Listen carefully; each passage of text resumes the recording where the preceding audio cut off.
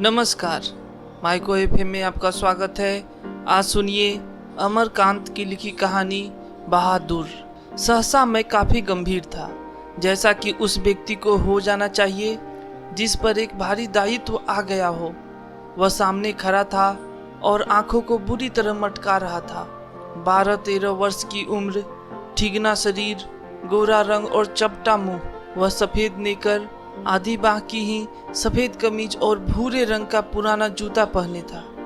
उसके गले में स्काउटों की तरह एक रुमाल बंधा था। उसको घेरकर परिवार के अन्य लोग खड़े थे। निर्मला चमकती दृष्टि से कभी लड़के को देखती और कभी मुझको और अपने भाई को। निश्चय ही वह पंच बराबर हो गई थी। उसको लेकर मेरे साले साहब आए थे। नौकर रखना कई कारणों से बहुत जरूरी हो गया था। मेरे सभी भाई और रिश्तेदार अच्छे ओहदों पर थे और उन सभी के यहाँ नौकर थे। मैं जब बहन की शादी में घर गया तो वहाँ नौकरों का सुख देखा। मेरी दोनों भाभियाँ रानी की तरह बैठकर चारपाइयाँ तोड़ती थी, जबकि निर्मला को सवेरे से लेकर रात तक खटना पड़ता था। मैं ईर्ष्या से जल गया।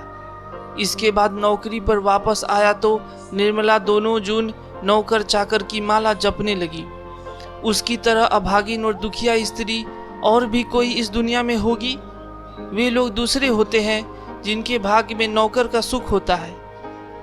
पहले साले साहब से असाधारण विस्तार से उसका किस्सा सुनना पड़ा।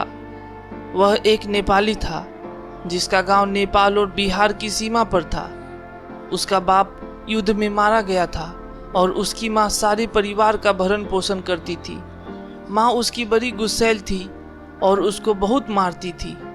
माँ चाहती थी कि लड़का घर के काम धाम में हाथ बटाए, जबकि वह पहाड़ या जंगलों में निकल जाता और पेड़ों पर चढ़कर चिड़ियों के घोंसलों में हाथ डालकर उनके बच्चे पकड़ता या फल तोड़ तोड़ कर खाता। कभी कभी वह पशुओं को चराने के लिए ले जाता था।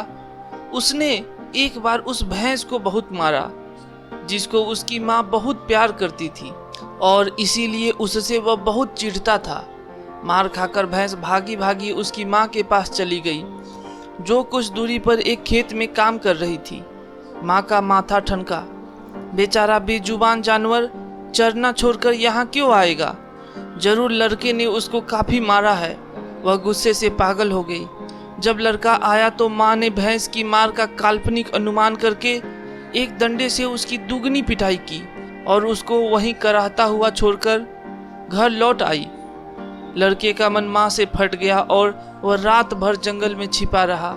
जब सवेरा होने को आया तो वह घर पहुंचा और किसी तरह अंदर चोरी चुपके घुस गया। फिर उसने घी की हंडिया में हाथ डालकर माँ के रखे रुपयों में से 2 रुपये निकाल लिए। अंत में 9-2-11 हो गया।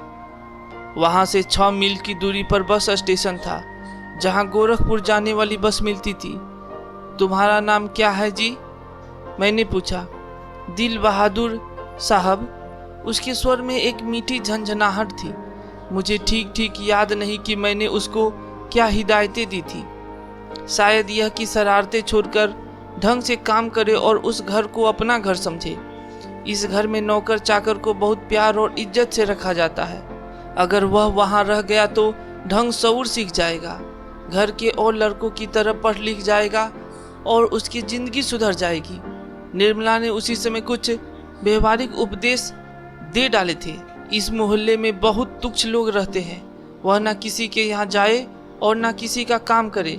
कोई बाजार से कुछ लाने को कहे तो वह अभी आता हूँ कहकर अंदर खिसक जाए।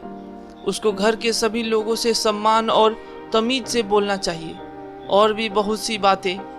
अंत में निर्मला ने बहुत ही उदारता पूर्वक लड़के के नाम में से दिल शब्द उड़ा दिया, परंतु बहादुर बहुत ही हंसमुख और मेहनती निकला। उसकी वजह से कुछ दिनों तक हमारे घर में वैसा ही उत्साहपूर्ण वातावरण छाया रहा जैसा कि प्रथम बार तोता मैना या पिल्ला पालने पर होता है। सवेरे सवेरे ही मोहल्ले के छोटे छोटे लड़के घर के अंदर आकर खड़े हो जाते और उसको देखकर हंसते या तरह तरह के प्रश्न करते। ए, तुम लोग छिपकली को क्या कहते हो? ए, तुमने शेर देखा है? ऐसी ही बातें। उससे पहाड़ी गाने की फरमाइशें की जाती। घर के लोग भी उससे इसी प्रकार की छेड़खानियां करते थे। वह जितना उत्तर देता था उससे अधिक हंसता था।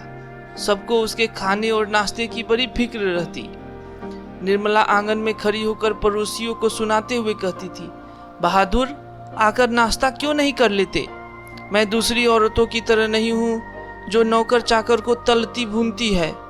मैं तो नौकर चाकर को अपने बच्चे की तरह रखती हूँ। उन्होंने तो साफ साफ कह दिया है कि 100-150 महीना बारी उस पर भले ही खर्च हो जाए, पर तकलीफ उसको जरा भी नहीं होनी चाहिए। एक नेकर कमीज तो उसी रोज लाए थे और भी कपड़े बन रहे हैं। धीरे धीरे वह घर के सारे काम करने लगा। सवेरे ही उठकर वह बाहर नीम के पेड़ से दातुन तोड़ लाता था। वह हाथ का सहारा लिए बिना कुछ दूर तक तने पर दौड़ते हुए चढ़ जाता। मिनट भर में वह पेड़ की पुलई पर नजर आता। निर्मला छाती पीट कर कहती थी, अरे रीछ बंदर की जात, कहीं गिर गया तो बड़ा बुरा होगा। वह घर की सफाई करता, कमरों में पोंछा लगाता, अंगीठी जलाता, चाय बनाता और पिलाता। दोपहर में कपड़े धोता और बर्तन मलता। वह रसोई बनाने की भी जिद करता, पर निर्मला स्वयं सब्जी और रोटी बनाती। निर्मला की उसको बहुत फिक्र रहती थी। उसकी उन दिनों तबीयत ठीक नहीं रहती थी, इसलिए वह कुछ दवा ले रही थी। बहादुर उसको कोई काम करते देखकर कहता था, माताजी, मेहनत ना करो, तकलीफ बढ़ जाएगा। वह कोई भी काम करता होता, समय होने पर हाथ धोकर भालू की तरह दौड़ता हुआ कमरे में जाता और दवाई का डिब्बा निर्मला के सामने लाकर रख देता। जब मैं शाम को दफ्तर से आता तो घर के सभी लोग मेरे पास आकर दिन भर के अपने अनुभव सुनाते थे। बाद में वह भी आता था। वह एक बार मेरी ओर देखकर सिर झुका लेता और धीरे धीरे मुस्कुराने लगता। वह कोई बहुत ही मामूली घटना की रिपोर्ट देता, बाबूजी, बहन जी का एक सहेली आया था, या बाबूजी, भैया सिनेमा गया था। इसके बाद वह इस तरह हंसने लगता था गोया बहुत ही मजेदार बात कह दी हो। उसकी हंसी बड़ी कोमल और मीठी थी, जैसे फूल की पंखुड़ियां बिखर गई हो। मैं उससे बातचीत करना चाहता था, पर ऐसी इच्छा रहते हुए भी मैं जानबूझकर बहुत गंभीर हो जाता था और दूसरी ओर देखने लगता था। निर्मला कभी कभी उससे पूछती थी, बहादुर, तुमको अपनी माँ की याद आती है? नहीं। क्यों? वह मारता क्यों था? इतना कहकर वह खूब हंसता था, जैसे मार खाना खुशी की बात हो। तब तुम अपना पैसा माँ के पास कैसे भेजने को कहते हो? माँ बाप का कर्जा तो जन्म भर भरा जाता है। वह और भी हंसता था। निर्मला ने उसको एक फटी पुरानी दरी दे दी थी। घर से वह एक चादर भी ले आया था। रात को काम धाम करने के बाद वह भीतर के बरामदे में एक टूटी हुई बसखट पर अपना बिस्तर बिछाता था। वह बिस्तरे पर बैठ जाता और अपनी जेब में से कपड़े की एक गोल सी नेपाली टोपी निकालकर पहन लेता, जो बाईं ओर काफी झुकी रहती थी। फिर वह एक छोटा सा आईना निकालकर बंदर की तरह उसमें अपना मुंह देखता था। वह बहुत ही प्रसन्न नजर आता था। इसके बाद कुछ और भी चीजें उसकी जेब से निकलकर उसके बिस्तरे पर सज जाती थी। कुछ गोलियां, पुराने ताश की एक गड्डी, कुछ खूबसूरत पत्थर के टुकड़े, ब्लेड, कागज की नावें। वह कुछ देर तक उनसे खेलता था। उसके बाद वह धीमे धीमे स्वर में गुनगुनाने लगता था। उन पहाड़ी गानों का अर्थ हम समझ नहीं पाते थे, पर उनकी मीठी उदासी सारे घर में फैल जाती, जैसे कोई पहाड़ की निर्जनता में अपने किसी बिछुड़े हुए साथी को बुला रहा हो। दिन मजे में बीतने लगे। बरसात आ गई थी। पानी रुकता था और बरसता था। मैं अपने को बहुत ऊंचा महसूस करने लगा था। अपने परिवार और संबंधियों के बड़प्पन तथा शान बान पर मुझे सदा गर्व रहा है। अब मैं मोहल्ले के लोगों को पहले से भी तुच्छ समझने लगा। मैं किसी से सीधे मुंह बात नहीं करता, किसी की ओर ठीक से देखता भी नहीं था। दूसरे के बच्चों को मामूली सी शरारत पर डांट डपट देता। कई बार पड़ोसियों को सुना चुका था, जिसके पास कलेजा है वही आजकल नौकर रख सकता है, घर के सवांग की तरह रहता है। निर्मला भी सारे मोहल्ले में शुभ सूचना दे आई थी। आधी तनख्वाह तो नौकर पर ही खर्च हो रही है, पर रुपया पैसा कमाया किस लिए जाता है? ये तो कई बार कह ही चुके थे कि तुम्हारे लिए दुनिया के किसी कोने से नौकर जरूर लाऊंगा। वही हुआ। निसंदेह बहादुर की वजह से सबको खूब आराम मिल रहा था। घर खूब साफ और चिकना रहता, कपड़े चमाचम सफ़ेद। निर्मला की तबीयत भी काफ़ी सुधर गई। अब कोई एक खर भी ना टकसाता था। किसी को मामूली से मामूली काम करना होता तो वह बहादुर को आवाज़ देता, बहादुर एक गिलास पानी, बहादुर पेंसिल नीचे गिरी है उठाना। इसी तरह की फरमाइशें। बहादुर घर में फिरकी की तरह नाचता रहता। सभी रात में पहले ही सो जाते थे और सवेरे 8 बजे के पहले ना उठते थे। मेरा बड़ा लड़का किशोर काफ़ी शान शौकत और रोब-दाब से रहने का कायल था और उसने बहादुर को अपने कड़े अनुशासन में रखने की आवश्यकता महसूस कर ली थी। फलतः उसने अपने सभी काम बहादुर को सौंप दिए। सवेरे उसके जूते में पॉलिश लगनी चाहिए, कॉलेज जाने के ठीक पहले साइकिल की सफाई जरूरी थी, रोज ही उसके कपड़ों की धुलाई और इस्त्री होनी चाहिए और रात में सोते समय वह नित्य बहादुर से अपनी शरीर की मालिश कराता और मुक्की भी लगवाता। पर इतनी फरमाइशों की पूर्ति में कभी कभी कोई गड़बड़ी भी हो जाती। तब ऐसा होता, किशोर गर्जन तर्जन करने लगता, उसको बुरी बुरी गालियां देता और उस पर हाथ छोड़ देता। मार खाकर बहादुर एक कोने में खड़ा हो जाता। चुपचाप देख बे, किशोर चेतावनी देता, मेरा काम सबसे पहले होना चाहिए। अगर एक काम भी छूटा तो मारते मारते हुलिया टाइट कर दूंगा। साला कामचोर, करता क्या है तू? बैठा बैठा खाता है। रोज ही कोई ऐसी बात होने लगी जिसकी रिपोर्ट पत्नी मुझे देती थी। मैंने किशोर को मना किया पर वह नहीं माना, तो मैंने यह सोचकर छोड़ दिया कि थोड़ा बहुत तो यह चलता ही रहता है, फिर एक हाथ से ताली कहाँ बजती है। बहादुर भी बदमाशी करता होगा। पर एक दिन जब मैं दफ्तर से आया तो मैंने किशोर को एक डंडे से बहादुर की पिटाई करते हुए देखा। निर्मला कुछ दूरी पर खड़ी होकर हाँ हाँ कहती हुई मना कर रही थी। मैंने किशोर को डांट कर अलग किया। कारण यह था कि शाम को साइकिल की सफाई करना बहादुर भूल गया था।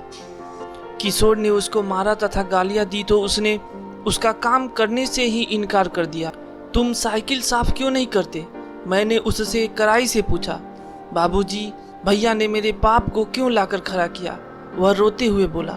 मैं जानता था कि किशोर उसको और भी भद्दी गालियां देता था, लेकिन आज उसने सूअर का बच्चा कहा था जो उसे बर्दाश्त ना हुआ। निसंदेह वह गाली उसके बाप पर पड़ती थी। मुझे कुछ हंसी आ गई। खैर, किशोर के व्यवहार को अच्छा नहीं कहा जा सकता, पर गृह स्वामी होने के कारण मुझ पर कुछ और गंभीर दायित्व भी थे। मैंने उसे समझाया, बहादुर, ये आदतें ठीक नहीं। तुम ठीक से काम करोगे तो तुमको कोई कुछ भी नहीं कहेगा। मेहनत बहुत अच्छी चीज़ है। जो उससे बचने की कोशिश करता है वह कुछ भी नहीं कर सकता। रूठना फूलना मुझे सख्त नापसंद है। तुम तो घर के लड़के की तरह हो। घर के लड़के मार नहीं खाते। हम तुमको जिस सुख आराम से रखते हैं वह कोई क्या रखेगा? जाकर दूसरे घरों में देखो तो पता लगे, नौकर चाकर भरपेट भोजन के लिए तरसते रहते हैं। चलो, सब खत्म हुआ, अब काम धाम करो। वह चुपचाप सुनता रहा, फिर हाथ मुंह धोकर काम करने लगा। जल्दी ही वह प्रसन्न भी हो गया। रात में सोते समय वह अपनी टोपी पहनकर देर तक गाता रहा। लेकिन कुछ दिनों बाद एक और भी गड़बड़ी शुरू हुई। निर्मला बहुत पतली पतली रोटियां सेकती थी, इसलिए वह रोटी बनाने का काम कभी बहादुर से नहीं लेती थी। लेकिन मोहल्ले की किसी औरत ने उसे यह सिखा दिया कि परिवार के लिए रोटियां बनाने के बाद वह बहादुर से कहे कि वह अपनी रोटी खुद बना लिया करे, नहीं तो नौकर चाकर की आदत खराब हो जाती है। महीन खाने की उनकी आदत बिगड़ जाती है। यह बात निर्मला को जच गई थी और रात में उसने ऐसा ही प्रयोग किया। वह अपनी रोटियां बनाकर चौके में से उठ गई। बहादुर का मुंह उतर गया। वह चूल्हे के पास सिर झुकाकर चुपचाप खड़ा रहा। क्या हो गया रे? निर्मला ने पूछा। वह कुछ नहीं बोला। चल, चुपचाप बना अपनी रोटियां। तू सोचता है कि मैं तुझे पतली पतली नरम नरम रोटियां सेक कर खिलाऊंगी? तू कोई घर का लड़का है? नौकर चाकर तो अपना बनाकर खाते ही रहते हैं। तीता तो इनको इसलिए लग रहा है कि सारे घर के लिए मैंने रोटियां बनाई। इनको अलग करके इनके साथ भेद क्यों किया? वाह रे, इसके पेट में तो लंबी दाढ़ी है। समझ जा, रोटियां नहीं सेकेगा तो भूखा रहेगा। पर बहादुर उसी तरह खड़ा रहा तो निर्मला का गुस्से से बुरा हाल हो गया। उसने लपक कर उसके गाल पर 2-3 थप्पड़ जड़ दिए। सुअर कहीं के, इसीलिए तुझे किशोर मारता है, इसी वजह से तेरी माँ भी मारती होगी। चल बना रोटी। मैं नहीं बनाऊंगा। मेरी माँ भी सारे घर की रोटियां बनाकर मुझसे रोटी सेकवाती थी। वह रोने लगा था। तो क्या मैं तेरी माँ हूं कि तू मुझसे जिद कर रहा है? घर के लड़कों के बराबर बन रहा है? मारते मारते मुंह रंग दूंगी। पर उसने अपने लिए रोटी नहीं बनाई। मुझे भी बड़ा गुस्सा आया। मैंने उसको डांटा और समझाया, पर वह नहीं माना। रात भर वह भूखा ही रहा। पर सवेरे उठकर वह पहले की तरह ही हंसने लगा। उसने अंगीठी जलाकर अपने लिए रोटियां सेकी। अपनी बनाई मोटी और भद्दी रोटियों को देखकर वह खिलखिलाने लगा। फिर रात की बची हुई सब्जी से उसने खाना खा लिया। लेकिन निर्मला का भी हाथ खुल गया था। वह उससे कुछ चिढ़ भी गई थी। अब बहादुर से कोई भी गलती होती तो वह उस पर हाथ चला देती। उसको मारने वाले अब घर में 2 व्यक्ति हो गए थे और कभी कभी एक गलती के लिए उसको दोनों मारते। बरसात बीत गई थी। आकाश दर्पण की तरह स्वच्छ दिखाई देता। मैंने बहादुर की माँ के पास चिट्ठी लिखी थी कि उसका लड़का मेरे पास मजे में है और मैं उसकी तनख्वाह के पैसे उसके पास भेज दिया करूँगा। लेकिन कई महीने के बाद भी उधर से कोई जवाब नहीं आया था। मैंने बहादुर से कह दिया था कि उसका पैसा यहाँ जमा रहेगा, जब वह घर जाएगा तो लेता जाएगा। पर अब बहादुर से भूल गलतियाँ अधिक होने लगी थी। शायद इसका कारण मारपीट और गाली गलौज हो। मैं कभी कभी इसको रोकना चाहता, पर यह सोचकर चुप लगा जाता कि नौकर चाकर तो मारपीट खाते ही रहते हैं। एक दिन रविवार को मेरी पत्नी के एक रिश्तेदार आए। वह बीवी बच्चों के साथ थे। वह अपने किसी खास संबंधी के यहाँ आए थे तो यहाँ भी भेंट मुलाकात करने के लिए चले आए थे। घर में बड़ी चहल पहल मच गई। मैं बाजार से रोहू मछली और देहरादूनी चावल ले आया। नाश्ता पानी के बाद बातों की जलेबी छनने लगी। पर इसी समय एक घटना हो गई। अचानक उस रिश्तेदार की पत्नी नीचे फर्श पर झुककर देखने लगी। फिर उन्होंने चारपाई के अंदर झांक कर देखा। अंत में कमरे के अंदर गई और फर्श पर पड़े हुए कागजों को उठाकर जांच पड़ताल करने लगी। क्या बात है? मैंने पूछा। रिश्तेदार की पत्नी जबरदस्ती मुस्कुराकर मजबूरी में सिर हिलाते हुए बोली, क्या बताएं, 11 रुपए साड़ी के खूंट से निकालकर यहीं चारपाई पर रखे, पर वे मिल नहीं रहे हैं। आपको ठीक याद है ना? हाँ, खूब अच्छी तरह याद है। ये रुपए मैंने खूंट में बांधकर रखे थे। रिक्शे वाले को देने के लिए खूंट खोला ही था। फिर वे रुपए चारपाई पर रख दिए थे कि 4 रुपए की मिठाई मंगा लूंगी और कुछ बच्चों के हाथ पर रख दूंगी। रास्ते में कोई ढंग की दुकान नहीं मिली थी, नहीं तो उधर से ही लाती। किसी के यहाँ खाली हाथ जाने में अच्छा भी नहीं लगता। बताइए, अब तो मैं कहीं की ना रही। फिर मेरी ओर झुककर धीमे स्वर में कहा था, जरा उससे पूछिए ना। वह इधर आया था। कुछ देर तक वह यहाँ खड़ा रहा, फिर तेजी से बाहर चला गया था। अरे नहीं, वो ऐसा नहीं है, मैंने कहा। You do not know these people are expert in this art. रिश्तेदार ने कहा। मैंने बहादुर की ओर तिरछी दृष्टि से देखा। वह सिर झुकाकर आटा गूंथ रहा था। उसके चेहरे पर संतुष्टि एवं प्रफुल्लता थी। उसने ऐसा काम तो कभी नहीं किया, बल्कि जब कभी उसने 2-4 आने इधर उधर पड़े देखे तो उठाकर निर्मला के हाथ में दे दिए थे। पर किसी के दिल की बात कोई कैसे जान सकता है? ना मालूम अचानक मुझे क्या हो गया और मैं गुस्से में आ गया। बहादुर, मैंने कड़े स्वर में कहा। जी बाबूजी, इधर आओ। वह आकर खड़ा हो गया। तुमने यहाँ से रुपए उठाए थे? जी नहीं बाबूजी, उसने निर्भय उत्तर दिया। ठीक बताओ, मैं बुरा नहीं मानूंगा, नहीं बाबूजी, मैं लेता तो बता देता। तुम यहाँ खड़े नहीं थे? रिश्तेदार की पत्नी ने कहा, फिर तेजी से बाहर चले गए थे। देखो भैया, सच सच बता दो, मिठाई खरीदने और बच्चों को देने के लिए ये रुपए रखे थे। मैं तो बुरी फंसी। अब वापस जाने के लिए रिक्शे के भी पैसे नहीं। मैं तो बाहर नमक लेने गया था। सच सच बता बहादुर, अगर नहीं बताएगा तो बहुत पीटूंगा और पुलिस के सुपुर्द कर दूंगा। मैं चिल्ला पड़ा। मैंने नहीं लिया बाबूजी।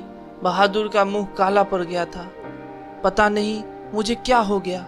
मैंने सहसा उछलकर उसके गाल पर एक तमाचा जड़ दिया। मैं आशा कर रहा था कि ऐसा करने से वह बता देगा। तमाचा खाकर वह गिरते गिरते बचा। उसकी आंखों से आंसू गिरने लगा। मैंने नहीं लिया। इसी समय रिश्तेदार साहब ने एक अजीब हरकत की। अच्छा छोड़िए, इसको पुलिस के पास ले जाता हूँ। इतना कहकर उन्होंने बहादुर का हाथ पकड़ लिया और उसको दरवाजे की ओर घसीट कर ले गए। पर दरवाजे के पास उससे धीरे से बोले, देखो, तुम मुझे बता दो, मैं कुछ नहीं करूँगा, बल्कि तुमको इनाम में 2 रुपए दे दूंगा। पर बहादुर ने इनकार कर दिया। इसके बाद रिश्तेदार साहब 2-3 बार उसको दरवाजे की ओर खींच कर ले गए, जैसे पुलिस को देने ही जा रहे हैं। लेकिन आगे बढ़कर वह रुक जाते और उससे धीमे धीमे शब्दों में पूछताछ करने लगते। अंत में हारकर उन्होंने उसको छोड़ दिया और वापस आकर चारपाई पर बैठते हुए हंसकर बोले, जाने दीजिए, ये सब बड़े घाघ होते हैं। किसी झाड़ी वाड़ी में छिपा आया होगा या जमीन में गार आया होगा। मैं तो इन सबों को खूब जानता हूँ। भालू बंदर से कम थोड़े होते हैं ये। चलिए, इतना नुकसान लिखा था। इसके बाद निर्मला ने भी उसको डराया धमकाया और 2-4 तमाचे जड़ दिए, पर वह नहीं करता रहा। इस घटना के बाद बहादुर काफी डांट मार खाने लगा। घर के सभी लोग उसको कुत्ते की तरह दुराया करते। किशोर तो जैसे उसकी जान के पीछे पड़ गया था। वह उदास रहने लगा और काम में लापरवाही करने लगा। एक दिन मैं दफ्तर से विलंब से आया। निर्मला आंगन में चुपचाप सिर पर हाथ रखकर बैठी थी। अन्य लड़कों का पता नहीं था, लेकिन लड़की अपनी माँ के पास खड़ी थी। अंगीठी अभी नहीं जली थी। आंगन गंदा पड़ा था। बर्तन बिना मले हुए रखे थे। सारा घर जैसे काट रहा था। क्या बात है? मैंने पूछा। बहादुर भाग गया। भाग गया? क्यों? पता नहीं, आज तो कुछ हुआ भी नहीं था। सवेरे से ही बड़ा प्रसन्न था। हमेशा माताजी किए रहा। दोपहर में खाना खाया। उसके बाद आंगन से सिलबट्टा लेकर बरामदे में रखने जा रहा था कि सिल हाथ से छूटकर गिर गई और 2 टुकड़े हो गए। शायद इसी डर से वह भाग गया कि लोग मारेंगे, पर मैं इसके लिए उसको थोड़े कुछ कहती। क्या बताऊं, मेरी किस्मत में आराम ही नहीं। कुछ ले गया, यही तो अफसोस है। कोई भी सामान नहीं ले गया है। उसके कपड़े, उसका बिस्तर, उसके जूते सभी छोड़ गया है। पता नहीं उसने हमें क्या समझा। अगर वह कहता तो मैं उसे रोकती थोड़े, बल्कि उसको खूब अच्छी तरह पहना ओढ़ाकर भेजती। हाथ में उसकी तनख्वाह के रुपए रख देती। 2-4 रुपए और अधिक दे देती। पर वह तो कुछ ले ही नहीं गया। और वे 11 रुपए? अरे वह सब झूठ है। मैं तो पहले ही जानती थी कि वे लोग बच्चों को कुछ देना नहीं चाहते, इसलिए अपनी गलती और लाज छिपाने के लिए यह प्रपंच रच रहे हैं। उन लोगों को क्या मैं जानती नहीं? कभी उनके रुपए रास्ते में गुम हो जाते हैं, कभी वे गलती से घर ही छोड़ आते हैं। मेरे कलेजे में तो जैसे कुछ हो रहा है। किशोर को भी बड़ा अफसोस है। उसने सारा शहर छान मारा, पर बहादुर नहीं मिला। किशोर आकर कहने लगा, अम्मा, एक बार भी अगर बहादुर आ जाता तो मैं उसको पकड़ लेता और कभी जाने ना देता। उससे माफी मांग लेता और कभी नहीं मारता। सच, अब ऐसा नौकर कभी नहीं मिलेगा। कितना आराम दे गया है वह। अगर वह कुछ चुरा कर ले गया होता तो संतोष हो जाता। निर्मला आंखों पर आंचल रखकर रोने लगी। मुझे बड़ा क्रोध आया। मैं चिल्लाना चाहता था, पर भीतर ही भीतर मेरा कलेजा जैसे बैठ रहा हो। मैं वहीं चारपाई पर सिर झुकाकर बैठ गया। मुझे एक अजीब सी लघुता का अनुभव हो रहा था। यदि मैं ना मारता तो शायद वह ना जाता। मैंने आंगन में नजर दौड़ाई। एक और स्टूल पर उसका बिस्तर रखा था। अलगनी पर उसके कुछ कपड़े टंगे थे। स्टूल के नीचे वह भूरा जूता था जो मेरे साले साहब के लड़के का था। मैं उठकर अलगनी के पास गया और उसकी नेकर की जेब में हाथ डालकर उसके सामान निकालने लगा। वही गोलियां, पुराने ताश की गड्डी, खूबसूरत पत्थर, ब्लेड, कागज की नावें। धन्यवाद। प्रिय श्रोतागण, चैनल को सब्सक्राइब, लाइक और शेयर करना ना भूलें। धन्यवाद।